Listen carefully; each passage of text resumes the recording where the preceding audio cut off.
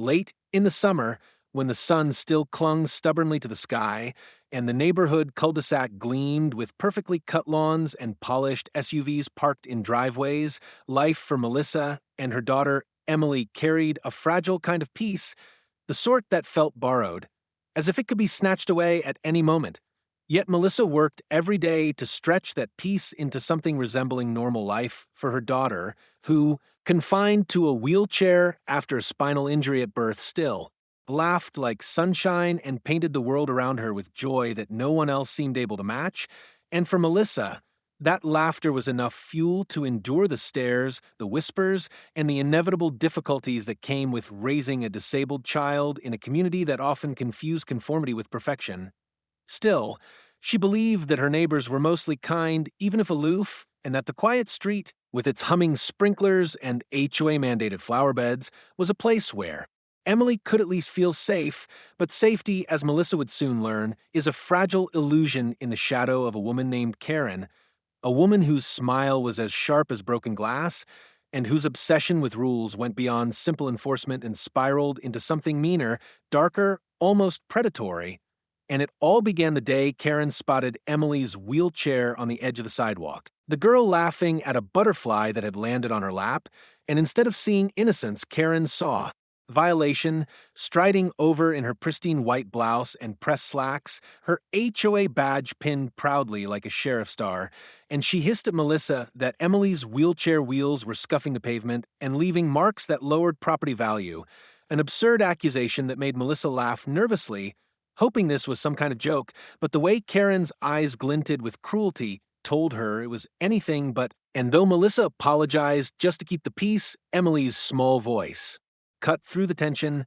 "Mommy, why is the lady mad at me?" Which made Melissa's stomach twist in knots. Because how do you explain to a child that sometimes cruelty doesn't need a reason, that sometimes hatred wears pearls and perfume, pretending to be authority? The days that followed proved this was not an isolated outburst, for Karen began showing up outside their home more often, clipboard in hand, scribbling notes about their recycling bins, about how Melissa's garden wasn't symmetrical enough, about the ramp that extended slightly onto the shared walkway, all while making snide remarks about Emily being too loud when she played with her toys in the driveway. And though Melissa tried to brush it off, she couldn't ignore the sinking dread that pressed heavier each morning, especially when Emily confided that Karen had leaned down to her at the mailbox and whispered, "You don't belong here," words that Melissa initially thought her daughter must have misunderstood until she caught the icy smile Karen shot her across the hedges later that evening. What made it worse was that Karen seemed to charm other neighbors, telling them how much she cared about community standards while painting Melissa as irresponsible, and though no one openly confronted Melissa, she noticed the way conversations ended when she approached, the way glances lingered just a little too long, and slowly, the cul-de-sac that once felt like a sanctuary began to feel like a stage, with Karen pulling the strings. But Melissa's resolve was strong, and she promised herself that no matter how hostile the world outside became, Emily would not feel that hostility inside their home.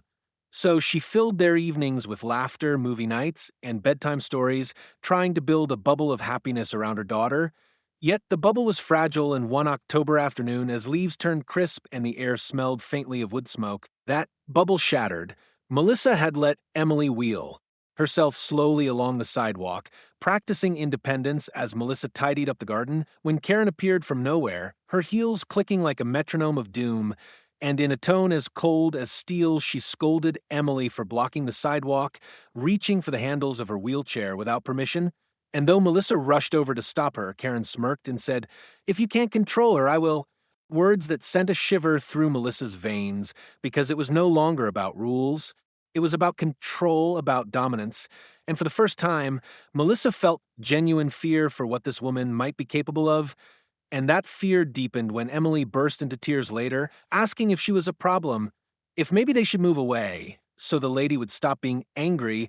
breaking Melissa's heart into pieces. For how could a child believe she was at fault for existing? That night, when the wind rattled the shutters and shadows stretched long across the walls, Melissa sat awake, staring at Emily sleeping peacefully, and she whispered to herself that she would do anything, anything to protect her daughter, even if it meant standing against Karen and the entire HOA. But she also knew deep down that this was only the beginning, that Karen's obsession had sharpened into something far more dangerous.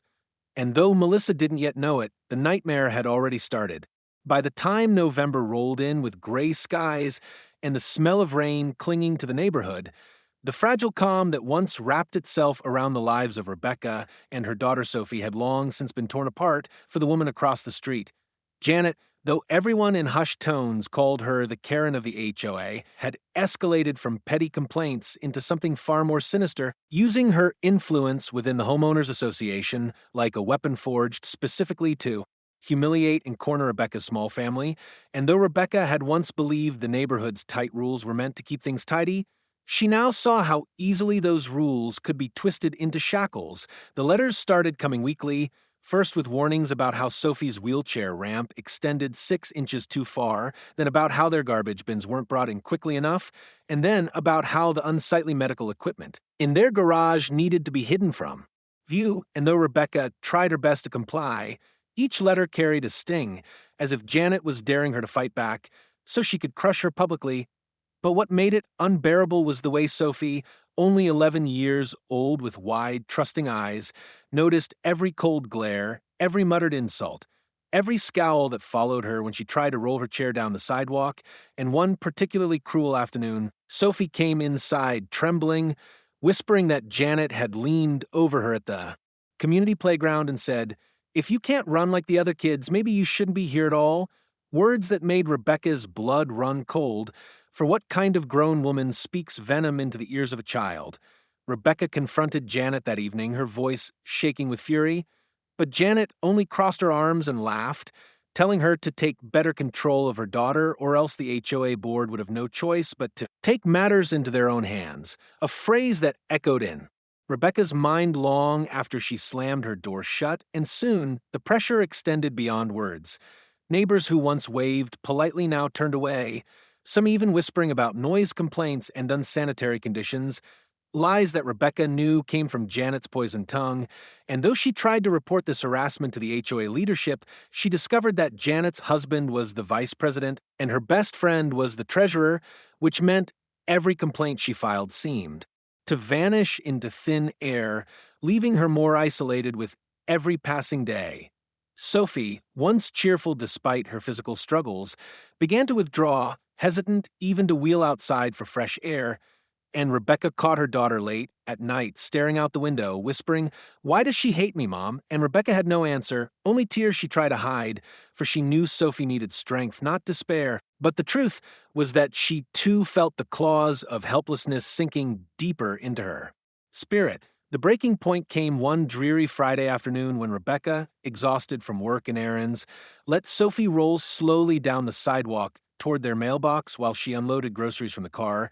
And out of nowhere, Janet stormed across the street, heels clacking like a predator's advance, clipboard in hand, but eyes glittering with malice. And before Rebecca could intervene, she seized the back of Sophie's wheelchair and spun it sharply to the side, barking that Sophie was blocking the path and threatening fines for endangering pedestrians. And when Sophie whimpered for her mom, Janet leaned down so close that Rebecca saw her lips curl into a smirk as she whispered,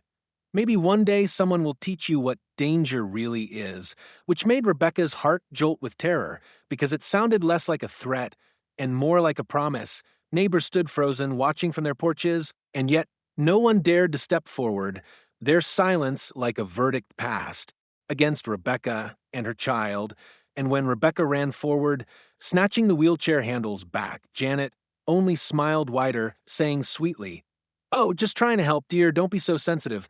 before strutting off, leaving Rebecca shaking, clutching Sophie tightly, and whispering promises she wasn't sure she could keep. And that night, long after Sophie cried herself to sleep, Rebecca sat by the window with a baseball bat across her knees, staring at Janet's house and wondering how far the woman would go. Because it was clear now, this wasn't about HOA rules or property values or noise. It was about breaking them, crushing Sophie's spirit, and bending Rebecca into submission. And though Rebecca didn't know it yet, the storm Janet was preparing to unleash would soon push mother and daughter into a nightmare far worse than they could ever imagine.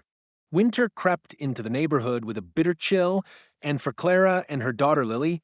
the cold seemed to settle deeper than the frosty air that coated the lawns in pale white each morning. Because it wasn't just the season pressing down on them, it was Marjorie, the HOA tyrant everyone else called Karen when she wasn't within earshot, who had shifted from petty annoyances to full-scale psychological warfare. And though Clara tried desperately to shield her daughter from it, the poison was seeping in, staining everything they touched. It began with whispers Marjorie spread at board meetings,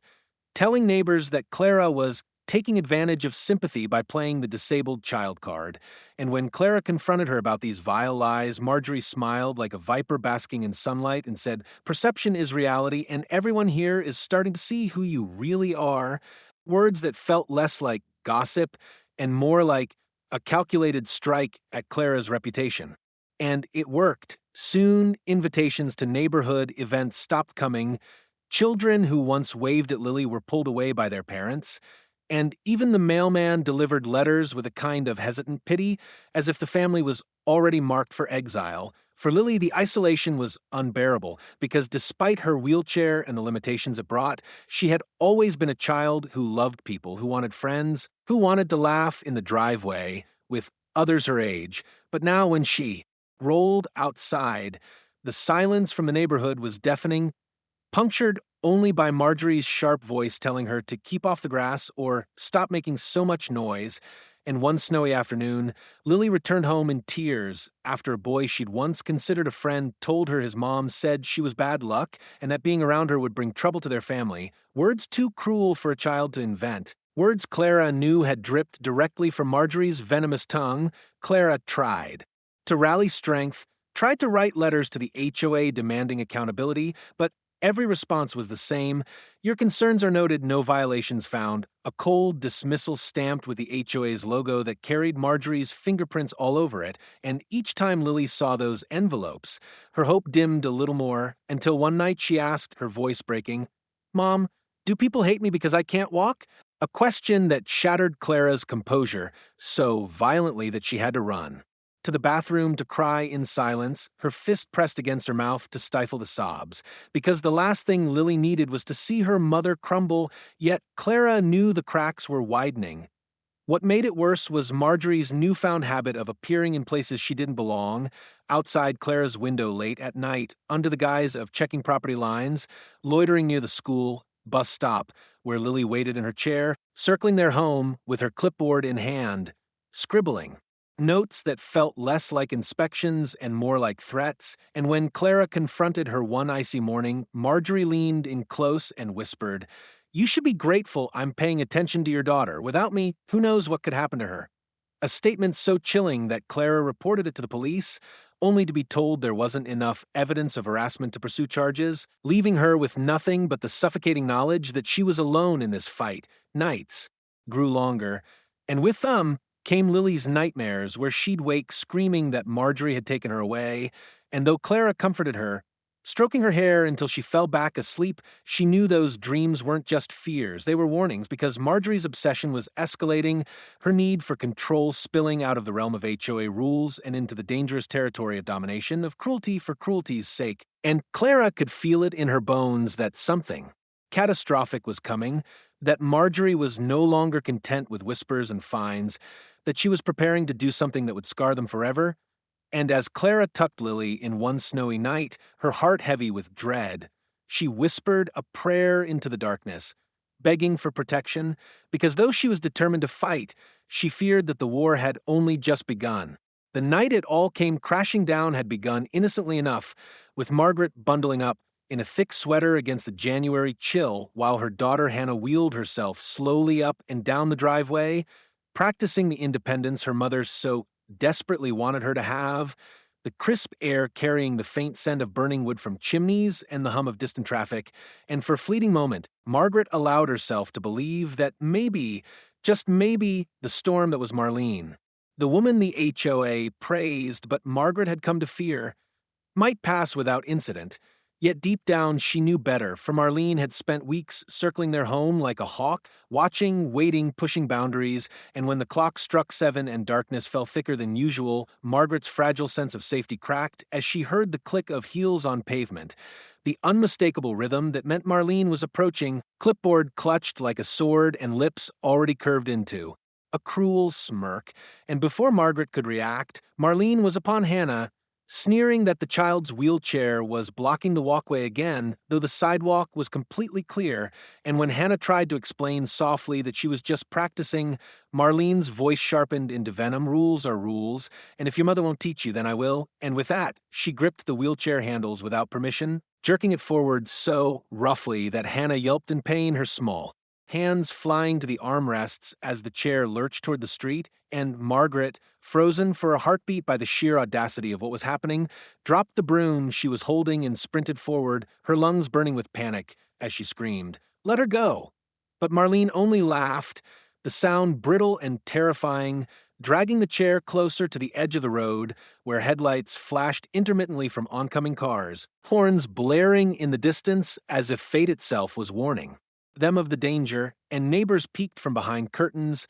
some even stepping out onto porches. But no one moved to intervene, their cowardice cementing the isolation Margaret had felt for months, and Hannah, her voice trembling, begged, "Mommy, please," as the chair's front wheels bumped against the curb, sending a shockwave of terror through Margaret. Because one more pull and her daughter would be in the path of speeding traffic, but Marlene seemed to feed on that fear, her eyes glowing with twisted satisfaction as she hissed, "Maybe this will finally teach you to obey." And for a split second, Margaret saw her entire world unraveling, saw the horrific image of headlights swallowing her child, and with a primal scream, she lunged forward, shoving Marlene so hard that the woman stumbled back, her clipboard clattering against the pavement. But the damage was nearly done, the wheelchair teetering dangerously on the curb as Hannah flailed, and Margaret caught it just in time, dragging her daughter back onto the sidewalk while her heart pounded so violently she thought it might break through her chest, and for the first time in her life, she looked at Marlene not with fear, but with a kind of burning hatred she didn't know she was capable of, and yet Marlene, brushing herself off with exaggerated dignity, simply sneered, "You're overreacting, dear, I was only helping," before turning her back and sauntering away, as if she hadn't just nearly killed a child, leaving. Margaret shaking, clutching Hannah to her chest as tears poured down her face, and the neighbors, ashamed of their silence, slipped back inside, their doors closing with soft thuds that sounded like betrayals, and though Margaret whispered soothing words to calm Hannah, inside she knew the truth. Marlene had crossed a line that could never be uncrossed, and if she was willing to drag an innocent child into traffic, then there was no telling what depths she would sink to next, no limit to the nightmare that was only beginning to unfold. The days after the terrifying incident blurred into a haze of fear and exhaustion for Julia and her daughter Grace, who had narrowly escaped being dragged into oncoming traffic by the very neighbor who was supposed to represent order and safety within the homeowners association. Yet while the image of screeching headlights and Grace's pale, terrified face replayed endlessly in Julia's mind, Marissa, the so-called HOA enforcer, everyone else still pretended to respect, acted as if nothing had happened, walking her dog past their home each morning with an arrogant tilt of her chin, waving to neighbors, even stopping to gossip in a sugary sweet tone that made Julia's stomach churn, for she knew beneath that mask of normalcy lurked something vicious, something unstable, and though Julia called the police to report the incident, the officer who arrived listened half-heartedly, scribbled notes, and finally shook his head, explaining that without video evidence or a willing witness, there wasn't enough to press charges, a dismissal that left Julia trembling with rage and despair. Because what good was the law if it couldn't protect her child? Grace, though alive, was not untouched, for in the nights that followed, she began to wake screaming, clutching at the sides of her wheelchair as if still teetering at the curb's edge, and Julia, who had always tried to be a fortress of strength, found herself breaking in ways she had never anticipated, crying silently in the kitchen. After tucking her daughter back into bed, wondering how much longer she could endure this war against a woman who seemed untouchable. But the worst came when Grace whispered one evening, Maybe I should stop going outside. Maybe if she doesn't see me anymore, she'll stop being mad. Words that shattered Julia's heart, for how could a child believe that hiding was the solution, that her very existence was the problem? And Julia, choking back sobs, hugged her fiercely, promising through clenched teeth that she would never let anyone erase her daughter, no matter the cost. But as days turned to weeks, the isolation grew heavier. Neighbors who had witnessed the near tragedy offering only silence, their complicity a wound almost as deep as Marissa's cruelty, and Julia realized with bone-deep certainty that she and Grace were on their own, which made the strange letter that arrived one frosty morning all the more unsettling. No return address, just her name scrawled in hurried ink inside. A single line, "You are not alone. He's coming back." Julia read it 3 times, her pulse racing, unsure whether it was a cruel joke from Marissa or something else entirely, but when she looked up and saw Grace's hopeful eyes, she shoved the letter into her pocket, unwilling to frighten her daughter with mysteries she didn't understand. Yet, in the quiet of her room that night, she turned it over and over, her mind snagging on the word he, because there was only one person that could mean the man who had walked out of their lives years ago, the man Grace still asked about on birthdays and holidays, the man Julia thought she would never see again, Grace's father. But was it possible, after all this time, that he was truly coming back? And if so, why now, when their lives teetered on the brink of disaster, when Marissa's shadow stretched longer and darker with each passing day? The thought both terrified and comforted her, for if it was true, maybe there was hope after all. Maybe there was still someone who could fight alongside her. Someone who could protect Grace with a strength Julia feared she was beginning to lose. Yet even as the idea took root, the dread remained, because she knew one thing with certainty: Marissa was not finished, and the next move she made might not leave them enough time to be saved. When February dawned with gray skies and the neighborhood buried under a thin crust of frost, Rachel thought she had finally reached her breaking point, for every time her daughter Olivia wheeled across the driveway, she flinched as though expecting Marlene, the ruthless HOA figure who had already nearly dragged Olivia into traffic, to appear again with her venomous smile and clipped voice.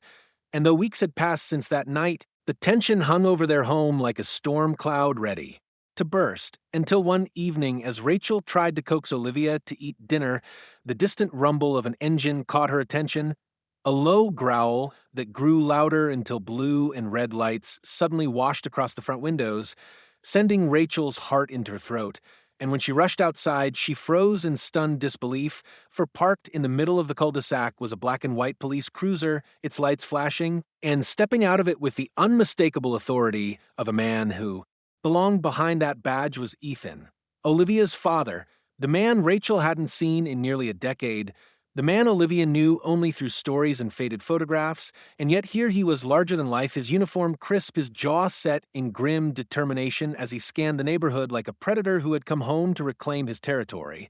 Rachel could hardly breathe as Olivia gasped, "Daddy," her voice small and trembling, and Ethan's hardened expression softened instantly, his eyes filling with tears as he crossed the distance in 3 long strides, dropping to his knees beside the wheelchair and gathering his daughter into his arms, whispering her name over and over, as if saying it could erase the years he had missed. And Rachel, though conflicted, felt something shift inside her, a flicker of relief she hadn't known she was still capable of, because for the first time since Marlene had declared war on their family, she wasn't alone anymore. Yet the moment of reunion was shattered almost instantly by the sound of deliberate footsteps, and out of the shadows came Marlene herself, her lips twisted in disdain. Her eyes narrowed on Ethan as though his very presence offended her, and with a mocking chuckle she sneered, "Well, isn't this cute? A reunion right out of a soap opera, but let me remind you, officer or not, this community runs by my rules." And Rachel saw Ethan's jaw tighten, his entire frame radiating barely contained fury as he rose to his full height. Towering over Marlene, his badge gleaming in the glow of the cruiser's lights, and in a voice that cut like steel he said, "Not anymore. It ends tonight." Words that silenced even the few neighbors peeking timidly from their windows. And for the first time, Marlene faltered, her smirk wavering as she realized the man standing before her wasn't just a father, he was the law, and he wasn't afraid of her clipboard or her false authority. But Marlene, too arrogant to back down, scoffed loudly, claiming that Rachel and Olivia had fabricated lies, that she was the victim of harassment, that the entire neighborhood was suffering because of their inability to follow simple rules. Yet Ethan's expression didn't change, his voice calm but deadly as he asked her to repeat, slowly and clearly, how exactly dragging a disabled child into traffic was enforcing rules, and the silence that followed was so heavy it seemed to press against every window and door in the cul-de-sac until Marlene finally snapped, her composure crumbling as she shrieked that Olivia was a burden, that she didn't belong there, that she was ruining everything this community stood for. Words so vile that even the neighbors who had once looked the other way gasped, their faces paling as the mask Marlene had worn for years shattered in an instant, exposing the monster beneath. Ethan stepped forward then, pulling a small recording device from his pocket, and when he pressed play, the air was filled with Marlene's own voice, captured earlier that week, threatening Olivia at the mailbox, telling her she didn't belong, and the proof was undeniable, the sound of her cruelty echoing across the quiet street, and Marlene's face drained of color as Ethan declared firmly, "You're done, Marlene. By the time I'm finished, you'll never terrorize another family again," and as Rachel clutched Olivia's trembling hand, watching the father she thought she had lost transform into their protector, she felt for. The first time in months that justice was within reach, and though the fight wasn't over, the tide had turned, and the reckoning Marlene had long escaped was finally at her doorstep. The night seemed to stretch into eternity as the neighbors who had once peeked timidly from their curtains now gathered in small clusters along the sidewalks, murmuring in disbelief at the spectacle unfolding before them. And though Karen, whose real name everyone suddenly remembered was Linda, stood in the middle of the cul-de-sac with her face pale and her hands trembling, she still tried to salvage the remnants of her crumbling empire, barking that she had every right, that she was the HOA president and nothing could touch her, but her words rang hollow now, and when Officer Daniel Hayes, Olivia's father, stepped forward with a commanding presence, his voice steady but edged with righteous fury as he declared that Linda was under investigation for child endangerment, harassment, and abuse of power, a hush fell over the crowd, broken only by Olivia's soft sobs as she clung to Rachel's arm, too exhausted to fully understand but aware enough to sense that the monster, who had haunted her days, was finally losing her grip. Linda,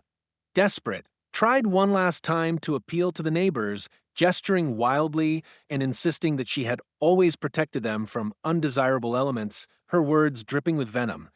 But this time her audience didn't cheer her on or nod in agreement. They recoiled, their expressions hardening, for in that moment they recognized that it was not Rachel or Olivia who had brought fear and shame to their once quiet community, it was Linda herself, and voices began to rise against her, first a whisper, then a chorus, neighbors recounting their own encounters, fines issued without reason, threats disguised as warnings, favors demanded under the guise of policy, and suddenly Linda's kingdom of fear crumbled beneath the weight of truth, her eyes darting desperately as if searching for a single ally. But none came, for the spell she had woven over them all had broken, and when Daniel finally pulled the handcuffs from his belt, their metallic click seemed to echo across the night like the toll of a bell signaling her downfall. Linda shrieked, fought, twisted, but Daniel was stronger, his training and fury combined as he locked her wrists behind her back, reading her rights as she spat venomous insults at Rachel and Olivia, her face twisted in rage.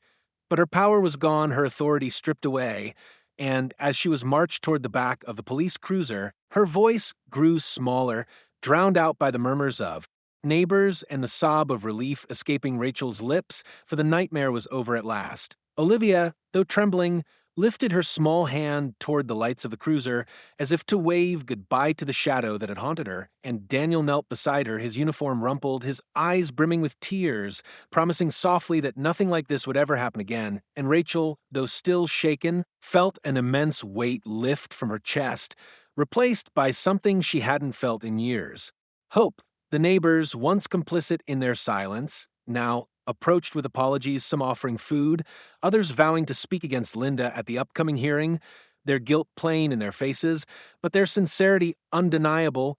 and though Rachel knew it would take time to heal, she also knew that their voices mattered now, that the tide had turned not just for her family, but for the entire community, who had finally found the courage to stand up against tyranny disguised as leadership. That night, after Linda was driven away in the cruiser and the flashing lights faded into the distance, Rachel, Olivia, and Daniel sat together at the kitchen table, their hands intertwined across the wood grain. The silence between them filled not with fear, but with unspoken understanding, of battles fought, of years lost, of love rediscovered. And as Olivia leaned against her father's chest, finally drifting into a peaceful sleep, Rachel caught Daniel's gaze and saw not the man who had left years ago, but the man who had returned when they needed him most. And she knew, deep down, that their story was not ending here but beginning anew, stronger than before, with scars that would fade but never be forgotten, scars that told the tale of a family nearly broken by cruelty but bound together forever by resilience, courage, and a love that no Karen, no HOA, no force of malice could ever destroy.